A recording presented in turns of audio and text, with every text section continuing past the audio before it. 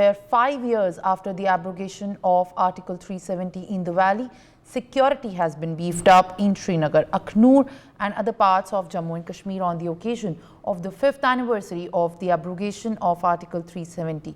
On August 15, 2019, the Bharatiya Janata Party government at the centre has revoked the special status granted to Jammu and Kashmir under the Article 370, aiming to integrate the region more closely with the rest, considering the decline in the recruitment of locals into the militancy and killing of terrorists in 2024 compared to the previous years is one of the outcomes of this move.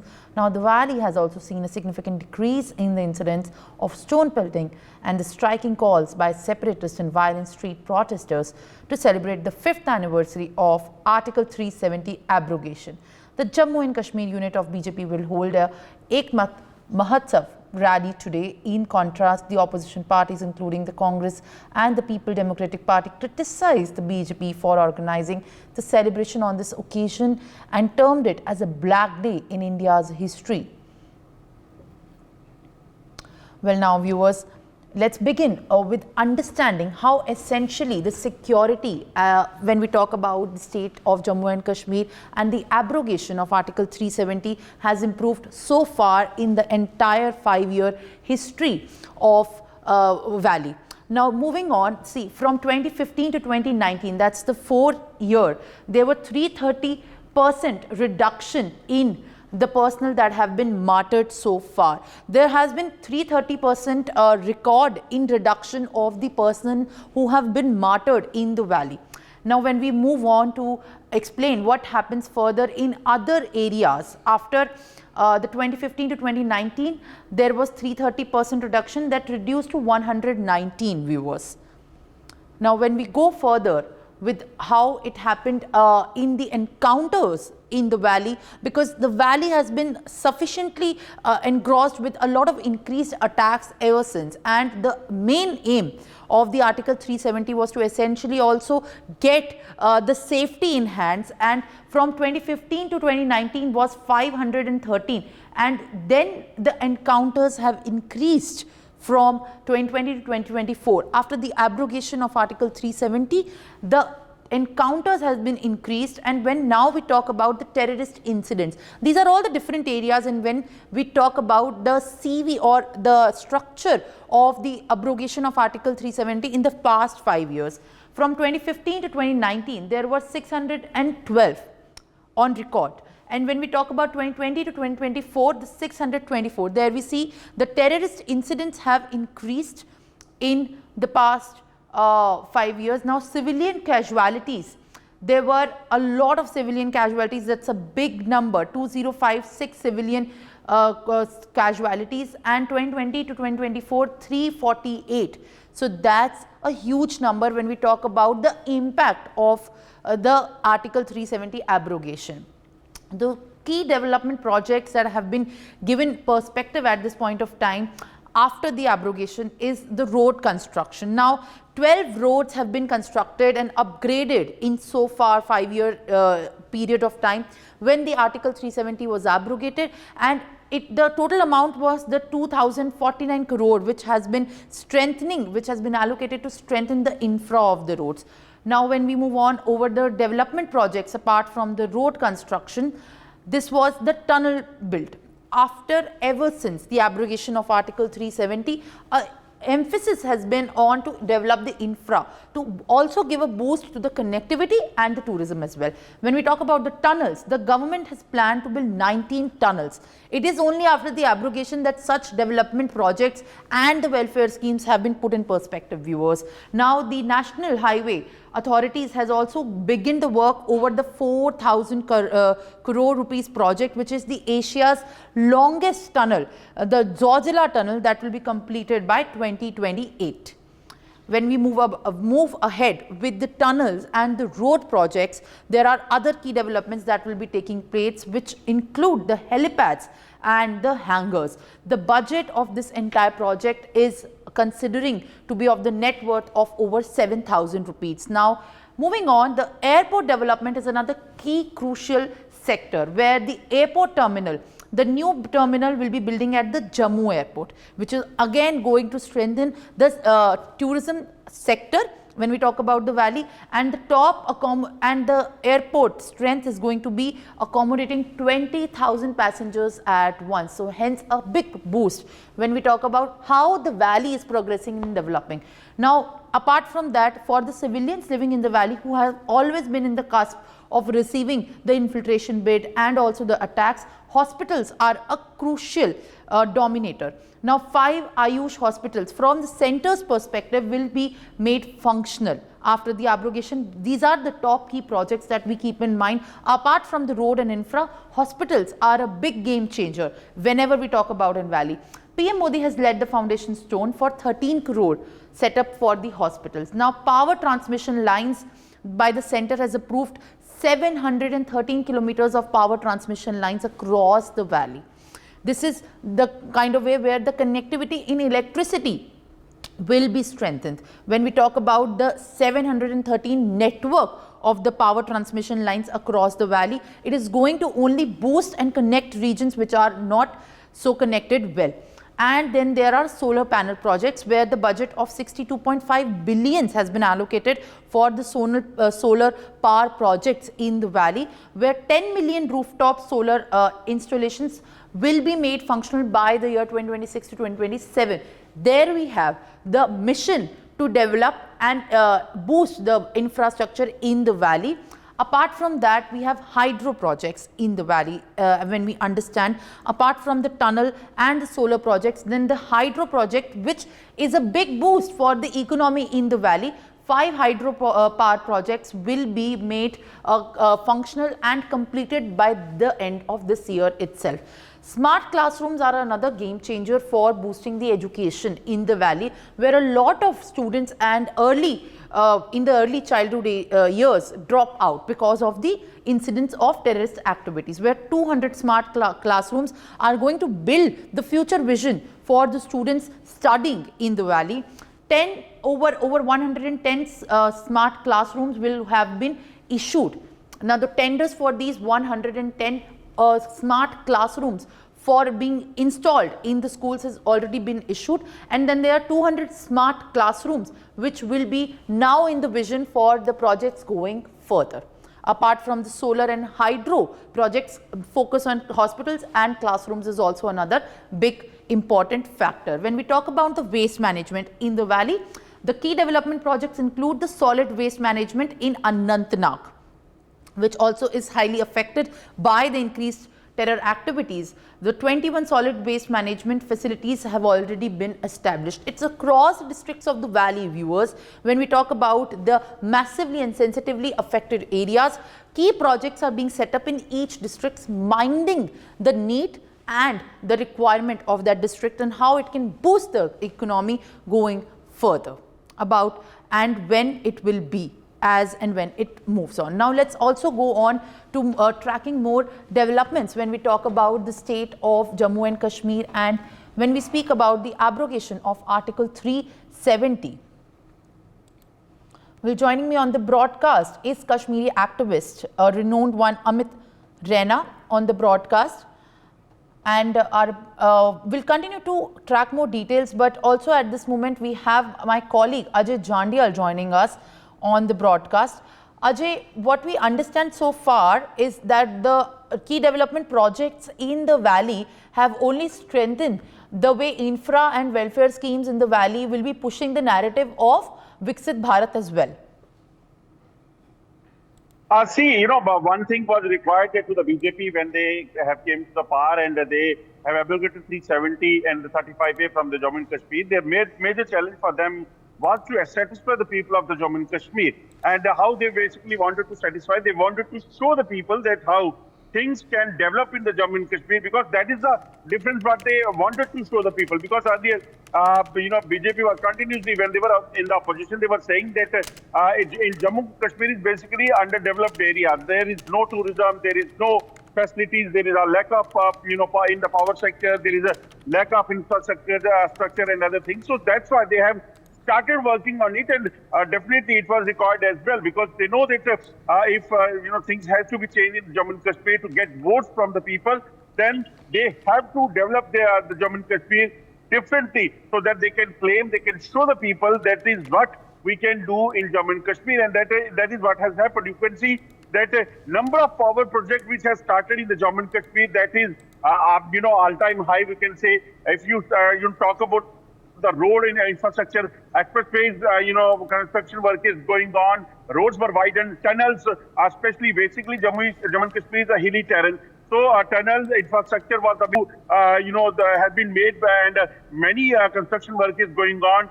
Whether it is a Rajouri Poonch highway, whether it is a Kashmir, whether it is Doda Kishtwar, and whether it is Ladakh to connect Kashmir with the Ladakh and with the rest of the country. So these are the major projects they have started. As far as the infrastructure and health concern, we have seen that aims. This is the Jammu and Kashmir become the first union territory having two aims in it. One, will be constructed there in the Kashmir, and one is functional here in the Jammu region. There are, IIT, two IIT for Jammu, IIT for Jammu and Kashmir separate, IIM separate for Jammu as well as for the Kashmir as well. So these are the major steps they have taken, and definitely in the coming time when assembly election will take place, then they'll be benefited. They'll go to the people and say, yes, this is what we, wanted to do, and if we will come in power, and that is what we are planning to do in the future as well. So these are the things what is happening over here in the Jammu and Kashmir. And another thing what has changed, that the peace of mind to the people of Kashmir, because what has happened in the past was a number of terror attacks, stone pelting, separatist band calls and other things were happening. But now after the abrogation of 370, that is nowhere in the Kashmir Valley. People, those who were inside their houses because of the band calls, stone pelting and the terror attacks, they are breathing in the open air. That is something which gives a sense of relaxation, sense of security, sense of safety to the people of Kashmir as well. All right, Ajay. I'll request you to kindly stay on with us while we also are being joined by the Kashmiri activist Amit Raina, who will be giving us a sense of how the development so far has been for the last 5 years, as far as when we talk about the welfare schemes and also a change basically in the valley. When we talk about Jammu and Kashmir, Mr. Raina, you of course have been looking at the status and of course the situation which is prevalent in the valley ever since before and after the Article 370 was abrogated. And now when it stands 5 years on the anniversary, the opposition of course is gaining momentum to condemn the abrogation. But so far what presently looks like the situation in the valley, what is the sense that you gather on the 5-year anniversary, Mr. Raina? Yeah, thanks. The first and the foremost thing which one can see after abrogation of Article 370, especially in the Kashmir Valley, is that the life is back, inching towards normalcy. It is almost towards normalcy. For the last 5 years, we have not seen loss of education days because of band calls, hartals, stone peltings, curfews, which were a part of daily routine prior to 5th August 2019. From 1990 onwards, in fact 1989 onwards, the education in Kashmir suffered a lot. The development of Kashmir suffered a lot. The normalcy of Kashmir suffered a lot. We saw 500,000 people being displaced because of that. And post 2019, we have seen that we have not seen band calls happening, which is a boost for the economy. We have not seen education days getting lost because there is no strike call. We have also not seen stone pelting incidents, which will lead to creation of fear among tourists, businessmen who want to do business in Kashmir Valley. So what has, in turn, what has it done? It has increased the number of tourists visiting to Kashmir by many-fold. So we have today tourists visiting to Jammu and Kashmir in crores. And what does it do? It boosts up the economy, it boosts up the income which people had lost over the last 30 years. It gives more stable income, it gives more economic stability to the region. That's on the normal common man's front. Apart from that, a common man today can enjoy his life. A common man today can venture to stay out late, and he can live a life like any other Indian, the rest of India does. So I think that's the first change which is visible in Jammu and Kashmir after abrogation of Article 370. Now, coming back to the infrastructure point or the development point, one needs to understand that for 35 years, the state of Jammu and Kashmir was left behind rest of India when it came to the development. The rest of country, especially on the IT front, had moved much forward. And the state of Jammu and Kashmir, which in spite of having quite a significant amount of literate and educated youth, were not able to cash in on the opportunity which the rest of India did. Second, in spite of being a state or union territory now, in spite of being a state or union territory, which has three rivers which feed the entire Pakistan and entire country, we were not able to tap into the hydroelectrical projects, which we have seen now being done, and we are seeing that the state of Jammu and Kashmir, which sees immense power fluctuation, power cuts, those situations and those power cuts are being addressed with building of these new hydel dams. Third and the foremost thing is that there was a constant effort to block building infrastructure, especially on roads and tunnels, which could lead to easy movement of our troops to the eastern borders in Ladakh, especially with China, because we needed a fast troop movement. And especially given that what has happened in Galwan, in the way China is behaving, it was immensely important that we have a better infrastructure for quicker troop movements, and we have roads which are 24/7, 12 months higher. So building those Zojila tunnels and building tunnels across valley and connecting Ladakh with the rest of India by 12 months road was an important factor. So many work has happened. The focus on horticulture, the focus on sericulture, the focus on tourism, inviting better hotel management chains to Kashmir. Jammu prospering because by government allowing subsidy and providing subsidy to the industries which want to come and set up Mr. the Rana, I manufacturing would like units to in Jammu. interrupt you for a second and highlight the fact that while we talk about the enormous benefits of having abrogated the Article 370, giving it a status of union territory, you have been voicing the opinion and the needs of the people of Kashmir ever since. And when we talk about the opposition reaction to it, they are terming it as a black day. For the people and on behalf of the people of the Kashmir and the valley, the day is essentially a very influencing and a historic day in the history over the years. When such a term like a black day and a protest in a row is given like a call, what influence does it take? How does it get instilled? What is the change of the mindset when we go further? It gains on because the opposition has been building a narrative. They are gaining that momentum. Unfortunately, the political, and especially I would blame it on the political parties of Jammu and Kashmir, the regional political parties, which have been terming this as a black day. See, if you look at the narrative a National Conference or PDP have been having for last 72 years, was either autonomy, 370, self-rule, plebiscite, and they tried every possible way to create a narrative that Jammu and Kashmir is different from rest of India, is not actually an integral part of India. And they kept on doing that narrative. That when this narrative got demolished with the abrogation of Article 370, they could not, unfortunately, they have not been able to change the track.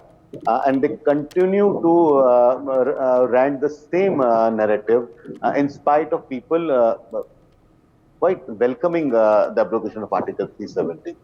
Now, if you look at the way elections happened recently, and I'll tell you why I'm saying so, the change people want in Jammu and Kashmir. The political parties continue to, because it suits their agenda to target a certain sect of people who are pro-Pakistanis, who are pro-secessionist, who believe in the elitist mindset Kashmiris, certain sect of Kashmiris want. But if you look at the way elections of 2022, the 24 parliamentary elections happened in Kashmir, one was a significant amount of number in the polling percentage. The voters touched almost more than 50%. From 8%, you had numbers up to going up to 50% and more. The more interesting fact which I found was, apart from the numbers, was that there were 20 to 25 candidates in each constituency, and except for certain regional political parties who ranted about 370 and at the black day, the rest of the 20 were talking about development, we're talking about peace, we're talking about how to change the lives of the people of Jammu and Kashmir.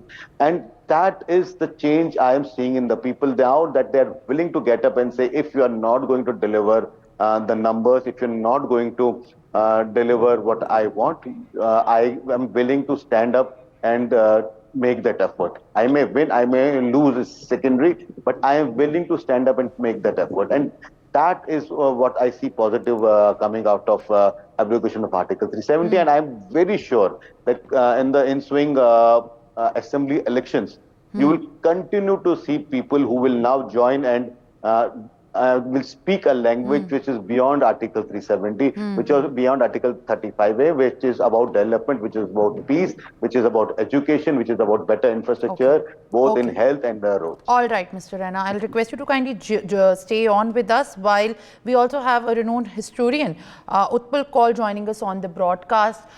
Sir, we appreciate you joining on this broadcast at this moment. When Mr. Raina has spoken about how significantly the development narrative has been given priority and highlighted the needs which were all the years from now ignored in the valley. From a historic point of view, what we can understand at this point, has this also contributed into scripting the kind of roadmap with which the intention for the abrogation was introduced? And if we can understand that it has done good, not just on the surface level, but also on the very ground level to the people of the Jammu and Kashmir. Very much for inviting me for this very important discussion. And I may tell you, 5th of August 19 is the happiest day in my life, is the happiest day for people of Jammu and Kashmir. It is the happiest day for whole of nation. In fact, Sheikh Mohammed Abdullah, who was the leader in from 1931 onwards, and who was the main leader in 1947, he wanted Jammu and Kashmir be with India, but only in a limited area, so that he can declare himself Sultan of Kashmir. Sheikh Mohammed Abdullah wanted to replace Maharaja Hari Singh, the last Maharaja, Dogra rule Maharaja, and become himself Sultan. And that mindset is of national conference. And then he introduced his son, then he introduced his grandson. So it is the family ruling party like what we have in Delhi, Nehru family, and same is in Kashmir. But at the same time, then came another family, is what we call as PDP, Mufti Muhammad Saeed, and then his daughter. So these two families are ruling Kashmir, but I may tell you that now people understand after abrogation of Article 370 that what is real democracy. They, what we call in Urdu is Yargamal. They had just controlled these two families, whole of Kashmir and in a way whole of Jammu and Kashmir. And so people had lost their voice, and they were indirectly encouraging separatists. And this is the separatist narrative. I totally agree with Amit Raina ji when he said that it was a different kind of narrative. It was a separatist narrative. Home rule or autonomy. They were saying something or the other, but it is the great sacrifice. For more such videos, subscribe to the NewsX YouTube channel, hit the bell icon.